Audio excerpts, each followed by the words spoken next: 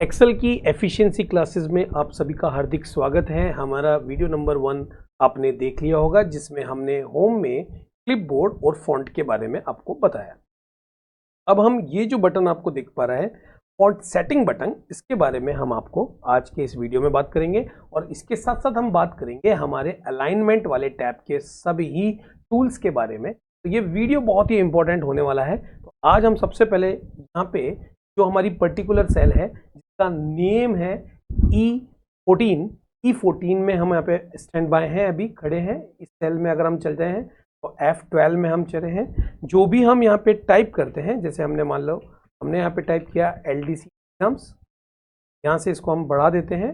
जैसे ही LDC exam हमने type किया, आप देख पा रहे हैं फॉर्मूला बार में भी आपको ये दिख रही।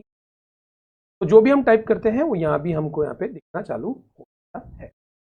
अब हम यहाँ पे क्या करते हैं कि हम इस बटन को, जो फॉन्ट सेटिंग बटन है, इस पर क्लिक करते हैं। क्लिक करने के बाद ये जो फॉन्ट है, फॉन्ट स्टाइल है और साइज है, ये हम यहाँ से भी हमने इम्प्लीमेंट कर दिया है। जो हमको समझना है उसमें समझना है हमको इफेक्ट को, और यहाँ पे आप देख पा रहे हैं अंडरलाइन के टाइप्स को। Double counting, single accounting, double signal. तो ये यहाँ से भी आप सिंगल अंडरलाइन लगाना चाहते हैं जिसका इम्पैक्ट आपको यहाँ पे भी दिखेगा। इसी तरीके से डबल का इम्पैक्ट भी यहाँ दिखेगा। अगर आप कोई कलर दिखाना चाहते हैं तो कलर के साथ भी यहाँ पे आप कर सकते हैं। अगर आप सुपर स्क्रिप्ट करते हैं तो ये देखिए थोड़ा सा ऊपर चला गया। सब स्क्रिप्ट करते हैं तो बिल्कुल नीचे आ गया। स्ट्राइक थ्रू करते हैं तो बीच में से लाइन चली जाती है। तो प्रैक्टिकल के तौर पर आपको ये चीज़ समझ में आनी चाहिए। अगर आपको ये बोल दिया जाए कि पर्टिकुलर सेल में जो भी टेक्स्ट लिखा हुआ है उसको स्ट्राइक थ्रू करना है, तो आप कैसे करेंगे? क्लिक करेंगे, यहाँ पे आपको स्ट्राइक थ्रू के ऑप्शंस मिलेगा। ओके करेंगे तो आप देख पा रहे हैं स्ट्राइक थ्रू हो गया है। इसी तरीके से अगर आपको सुपर स्क्रिप्ट के लिए बोल दे, ओके करेंगे तो ये सुपर स्क्रिप्ट फॉर्मेट में चला गया है। तो जब मैं इस पे यहाँ पे क्लिक कर रहा हूँ तो ये फॉन्ट स्टाइल की सारी बात यहाँ पे आपको दिख रही है कि आप स्ट्राइक थ्रू, सुपर स्क्रिप्ट, सब स्क्रिप्ट यहाँ से आसानी से लगा सकते हैं। आगे बढ़ते हैं दोस्तों। अब आप यहाँ पे देख पा रहे हैं अभी यहाँ पे हमारा सुपर सबस्क्रिप्ट लगा हुआ है। इसके लिए हम एक नई सेल ले लेते हैं। यहाँ पे हम लिखते हैं LDC एग्जाम्स 2025। ये हमने टाइप कर लिया। सेल की विड्थ हमने यहाँ से और यहाँ से बढ़ा। अब आप एक बात समझिए, ये जो टेक्स्ट आपका लिखा हुआ है ये लेफ्ट लाइन है। अगर आप इसको मैनेज करना चाहते हैं तो कैसे आप मैनेज करेंगे? जिसके लिए आप अलाइनमेंट वाले टूल्स पे जाएंगे। यहाँ पे आपको दिख रहा है, इसको बोलते हैं टॉप अलाइनमेंट। आप देखिए ये सेल की अगर मैं हाइट की बात करूं तो ये टॉप अलाइनमेंट पे जा चुका है। ये आपका सेंटर अलाइनमेंट है और ये आपका बॉटम अलाइनमेंट। अगर आपको सेंटर में करना है तो आप इस तरीके से इसको सेंटर अलाइन कर सकते हैं। इसके बाद इस बॉर्डर के अंदर अगर आपको इस टेक्स्ट को कॉलम के बेसिस पे सेट करना है, सेंटर पे लाना है तो ये सेंटर पे आ जाएगा। लेफ्ट अलाइनमेंट सेट करना है तो ये लेफ्ट चला जाएगा। राइट अलाइनमेंट सेट करना है तो राइट अलाइनमेंट, और सेंटर करना है तो ये आपके सेंटर में आ जाएगा। इसी तरीके से अगर आपको इस टेक्स्ट को डायगोनल सेट करना है, मतलब कि counter clockwise, clockwise, vertical text में मान लेते हैं कि आपको इसे एंगल काउंटर क्लॉकवाइज करना है, तो क्लिक करेंगे तो आप देख पा रहे हैं कि आपका टेक्स्ट ऊपर जा रहा है। एक बार के लिए हम इसकी हाइट को बढ़ा देते हैं। ये देखिए बढ़ गई, तो यहाँ आ चुका है। इसी तरीके से अगर इसको इस तरीके से दिखाना है तो यहाँ से दिखा सकते हैं। अगर इसको वर्टिकल टेक्स्ट में दिखाना है तो वर्टिकल टेक्स्ट में दिखा सकते हैं। बड़ा हो चुका है। अगर इसको आपको फॉर्मेट सेल अलाइनमेंट में क्लिक करके आप यहाँ पे एक सेल देख पा रहे हैं, आपकी डिग्री यहाँ पे है। अगर डिग्री स्पेसिफिक कर दे, 65 डिग्री पे लेके आना है, ओके कर देंगे तो ये 65 डिग्री पे हो जाएगा।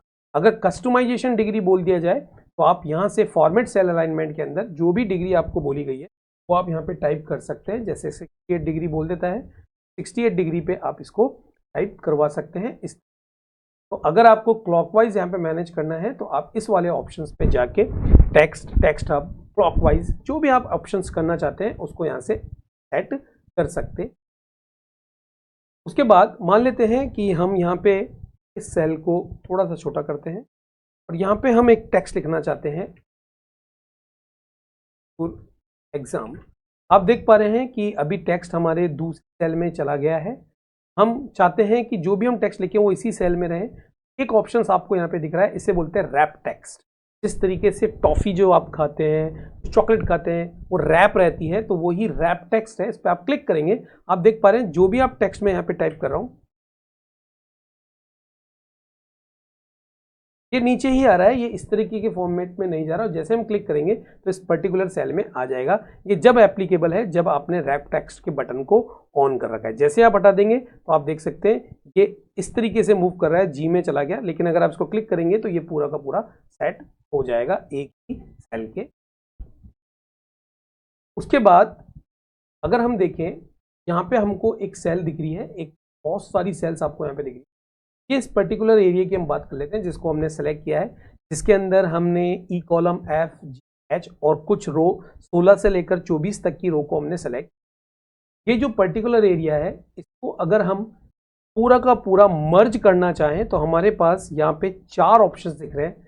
मर्ज इन सेंटर, मर्ज अक्रॉस, मर्ज सेल और अनमर्ज सेल। सबसे पहले मर्ज सेंटर की बात करते हैं।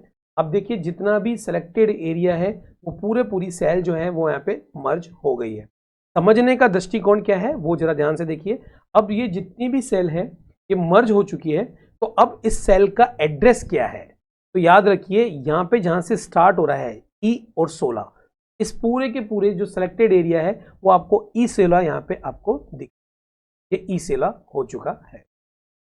अगर मर्ज अक्रॉस करते हैं तब आप देख पा रहे हैं ये पूरा का पूरा, ये जो पूरा का पूरा एरिया है इसमें से जो पहले कॉलम की लाइनें हैं वो यहाँ पे हट चुकी है।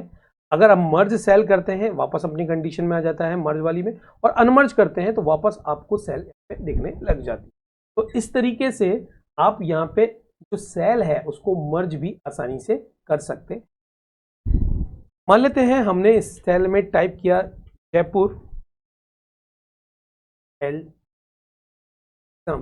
इस तरीके से हमने यहाँ पे टाइप किया। अब आप यहाँ पे देख पा रहे हैं कि अभी हमारा जो टेक्स्ट है वो सेंटर है, हमने यहाँ पे लेफ्ट कर दिया। हमको यहाँ पे 2 ऑप्शंस दिख रहे हैं, एक होता है डिक्रीज इंडेंट, एक होता है इंक्रीज इंडेंट। जैसे ही मैं इसको मूव कर रहा हूँ एक एक सर्टेन पॉइंट्स पे ये इंप्रूव कर रहा है, जा रहे हैं तो ये पीछे इंप्रूव कर रहा है। तो अगर आपको जो भी इंडेंट एप्लीकेबल करना है वो दोनों इंडेंट तरीके से कर सकते हैं। इसकी जस्ट नीचे मैंने टाइप किया जयपुर, सकते हैं। अब इसको मैं अगर लेफ्ट लाइन कर दूंगा तो ये जो इंडेंट के हिसाब से लगा हुआ है ये ऐसे मूव करेगा, इंक्रीज और डिक्रीज आप यहाँ से इसको सेट कर सकते हैं। तो यहाँ पे हमने अलाइनमेंट वाले टैब के जो टूल्स हैं उनको हमने यहाँ पे समझ लिया है। तो आशा करते हैं कि फॉन्ट का जो एडवांस लेवल में हमने बताया, मतलब कि ये जो ऑप्शंस हमने बताया फॉन्ट सेटिंग, ये आप एप्लीकेबल करेंगे। इसके साथ साथ आप अलाइनमेंट के जितने भी टूल्स हैं उनको आप इम्प्लीमेंट करेंगे। अगर आपको किसी भी तरह की कोई दिक्कत है आप कमेंट बॉक्स में जरूर बताइए। और हाँ, एक काम जरूर कीजिए जिससे कि हमारा मोटिवेशन बनता रहे कि हमारे वीडियो को आप अपने फ्रेंड्स के साथ या ग्रुप में जरूर शेयर करें, जिससे कि हमें मोटिवेशन मिल सके कि हम आपके लिए इन डेप्थ LDC का, एक्सेल का इन डेप्थ एफिशिएंसी के वीडियोस बना सके। हम आपसे यही उम्मीद कर रहे हैं कि आप इसको ज़्यादा से ज़्यादा शेयर करें।